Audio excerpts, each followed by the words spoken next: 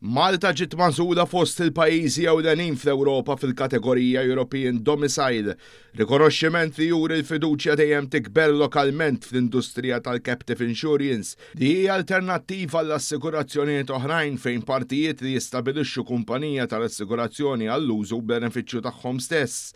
Dan ipoġġi lil Malta fost l-aktar ġurisdizzjonijiet irrispettati fl-Ewropa fejn kumpaniji internazzjonali jażlu li operaw jikbru. Il-klassifika tirrikonoxxi pajjiżi li jkunu involviment reali u appoġġ kostanti lejn sidin ta' captives. Malta kienet magħżula xurid bilanċ b'saħħtu bejn regolamentazzjoni serja u ħeġġa biex toffri ambjent prattiku flessibbli għan-negozji.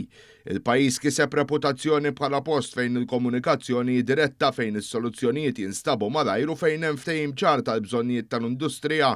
Matul l-aħħar sena Malta kompli tittejjeb il-mod kif tilqgħu sservi lill-kumpaniji li jażluha bħala d-dar tagħhom f'din l-industrija li tkompli tevolvi.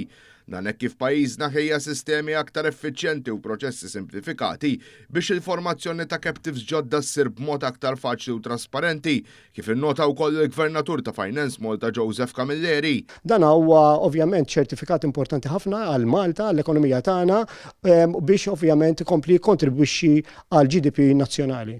Il-fatt li Malta waslet fil-lista finali tal-aqwa stati Ewropej juri kemm qed tinħass il-professjonalità u l-istabilità tas-settur lokali. Għal pajjiż żgħir din kisba sinifikanti li turi kif bi pjanar serju, kollaborazzjoni u impenn kontinwu Malta tista' tibqa' tidher bħala eżempju ta' suċċess fis-settur finanzjarju.